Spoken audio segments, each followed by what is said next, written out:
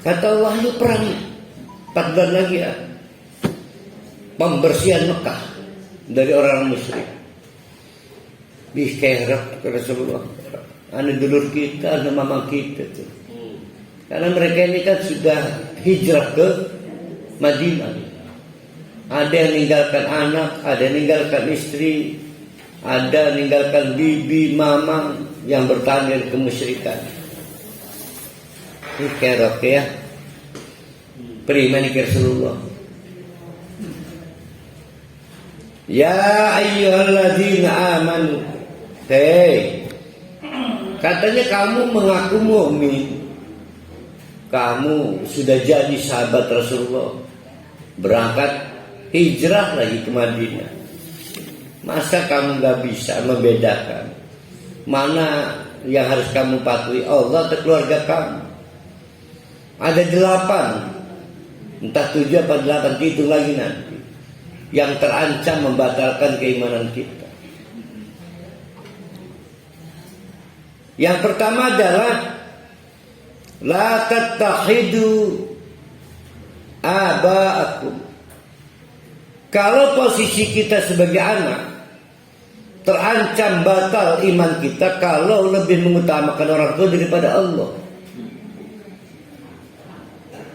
Satu, posisi kita anak, selalu kita berhadapan dengan pilihan, ngebelani Allah atau ngebelani orang tua.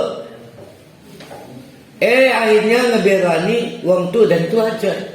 Tapi keimanan kita halus. Hati-hati itu. Seringkali kita nggak mampu menegakkan agama ketika berhadapan dengan orang tua.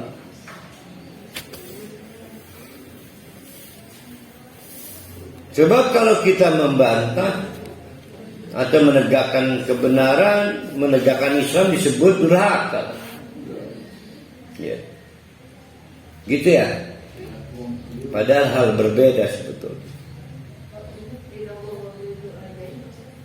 Gimana? Yaitu ridha Allah fi ridha walidaini. Hati-hati, ridha Allah itu berdasarkan ridha orang tua. Tapi hati-hati juga orang tua.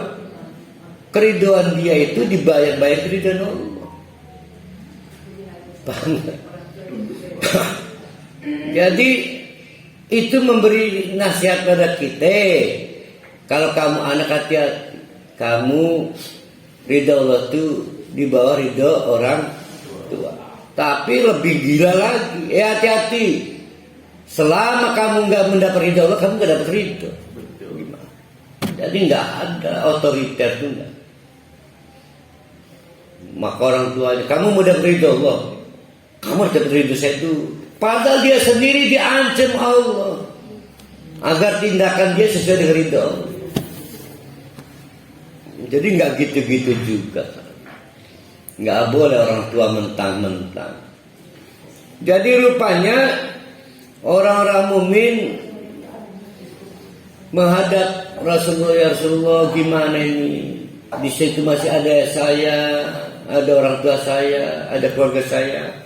Maka kata Rasulullah, kalau kamu mengaku mukmin, maka orang tua itu bukan alasan. Keluarga saudara kamu bukan, teman-teman kamu bukan alasan.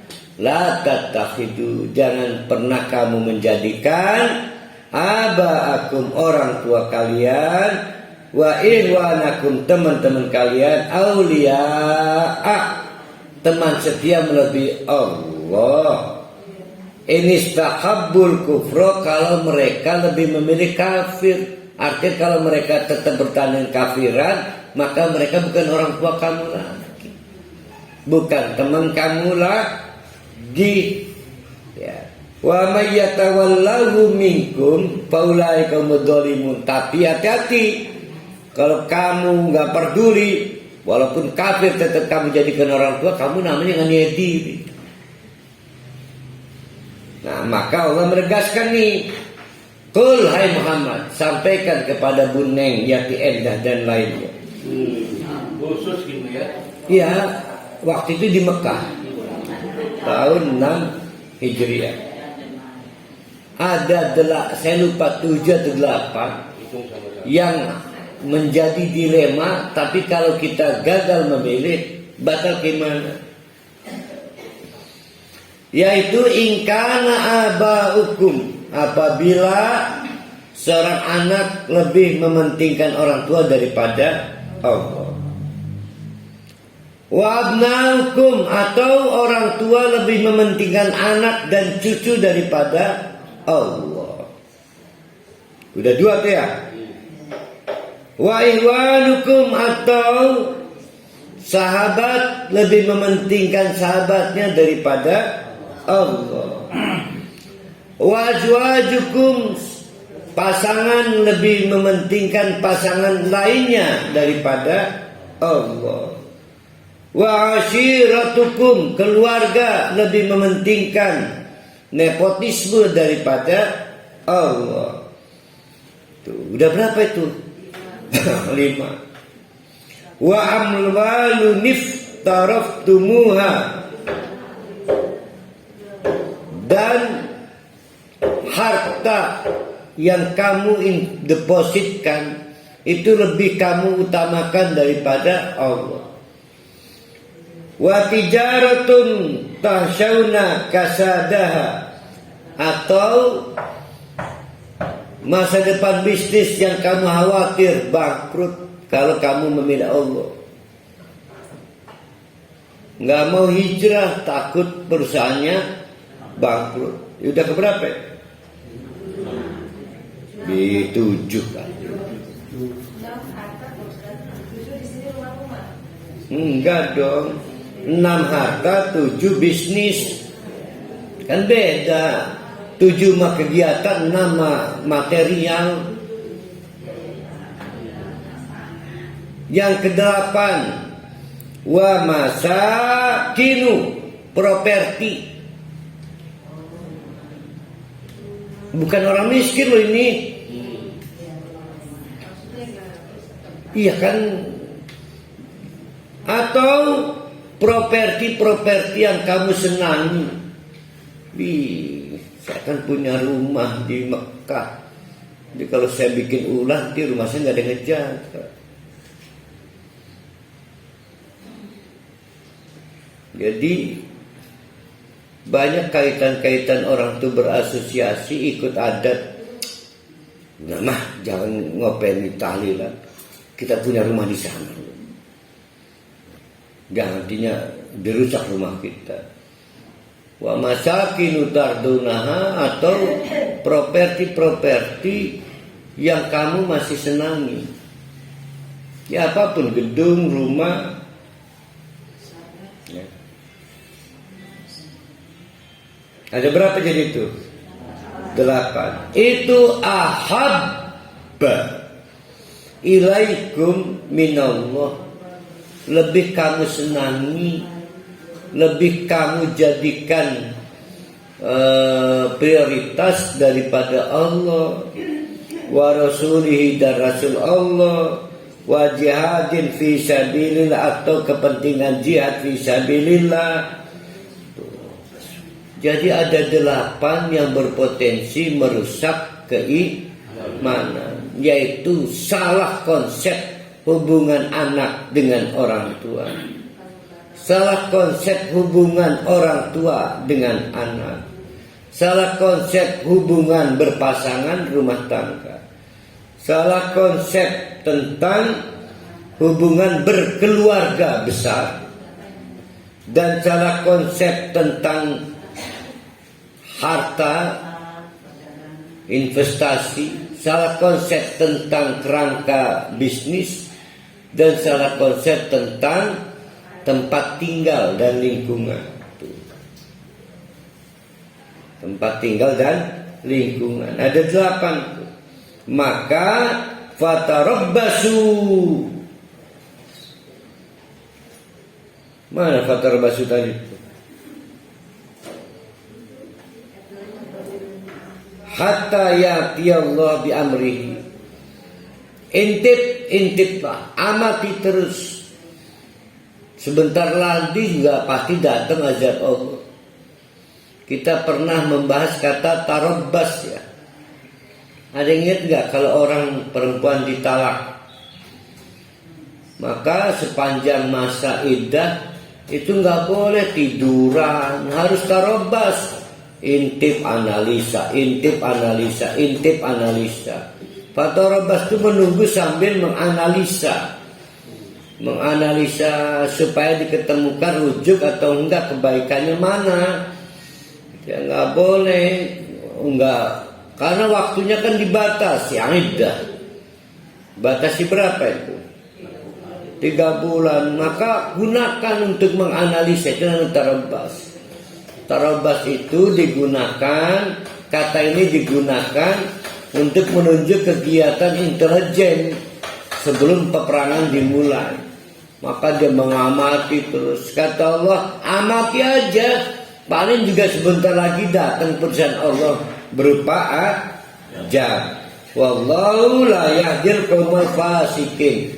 Kegiatan-kegiatan tadi Allah disepelekan, yang penting keluarga dan yang lainnya itu disebut fasik. Kok fasik? Tahu kok ilmunya tapi dilaksanakan. Kok tahu ilmunya? Kan ini bicara dengan orang-orang mukmin.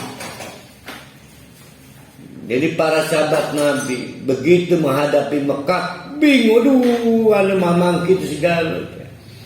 Tapi ingat, kita punya waktu 4 bulan, habis itu serbu Mekah. Nah, beberapa sahabat akhirnya ngomong, kita udah punya kekuatan belum Rasulullah? Jangan takut, kalau Allah sudah memerintahkan pasti Allah tanggung jawab. Maka muncullah ayat 25 ini. Emang kalian lupa bukti-bukti Allah itu? Setelah perang Badar ada perang Uhud, dan perang-perang lain lah. Bahkan di sini nanti disebut perang Hunain ya. Hunain.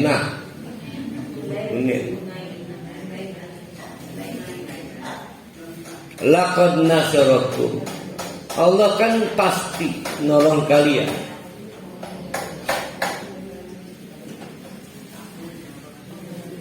Laqad nasarakumullah. Allah pasti nolong kalian. Fi mawatina katsira, dalam banyak kemenangan-kemenangan. Termasuk wa yauma Hunain, perang Hunain. Jadi rupanya gini,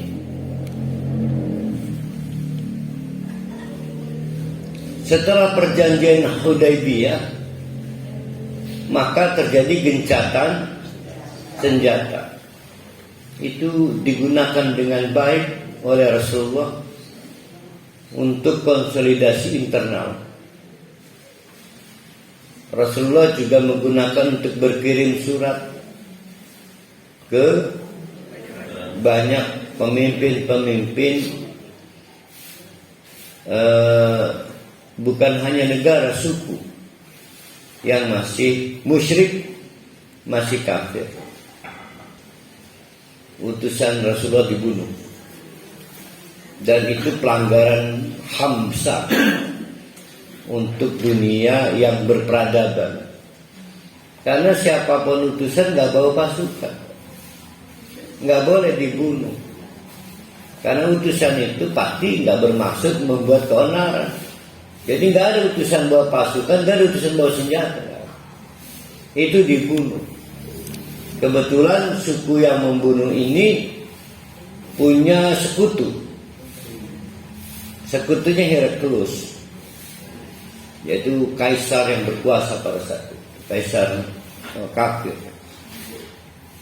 Maka Rasulullah berpikir, dia akan menghukum suku itu atau menghukum backupnya. Nah, Rasulullah berpikir nekat, kita serbu Heraklius. ya Kaisar Romawinya kan. Wow, itu langkah besar. Karena gara-gara backup inilah Amerikanya ini, maka suku-suku banyak yang nekat musyrik terus. Merasa punya backingan sekutu kan.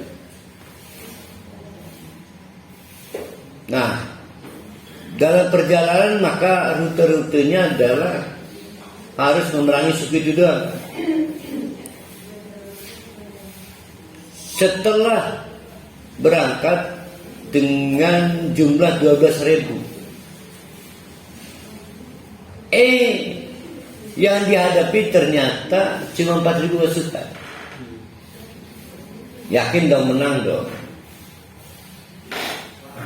Lah masa 12.000 lawan 4.000. Sebelum berangkat, karena Nabi kita perang melawan Amerika, ibaratnya itu. Nggak ada yang berani kan? Rasulullah nekat sih. Enggak. Kita perangi yang memberi garansi backing. Ini akal pangkal salah. Banyak yang ragu untuk berangkat. Maka Nabi menunjuk seorang panglima, saya lupa namanya dia. Panglima ini cerdik.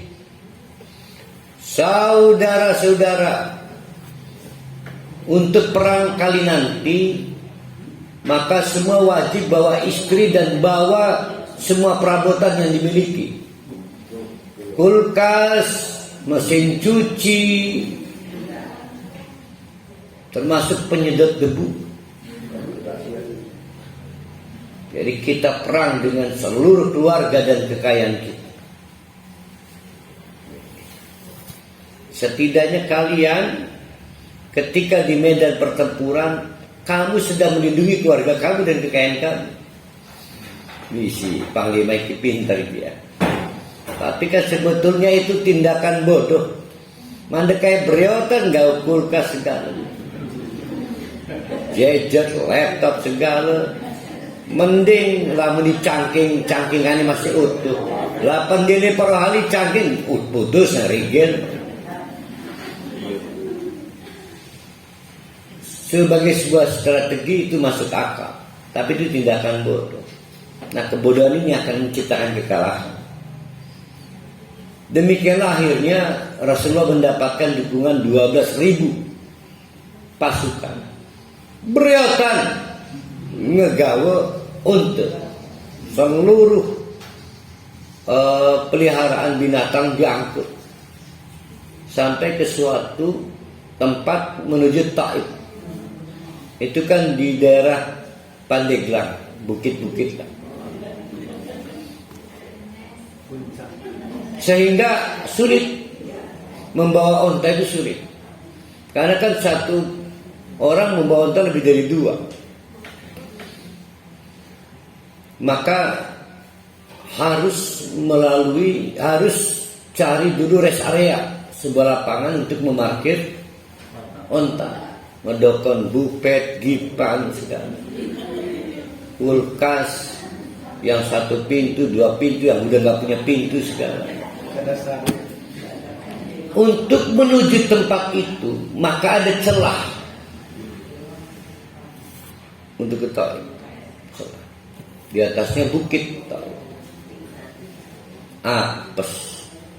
Di celah itulah, di bawah itu, di atasnya adalah para penembak panah dari musuh.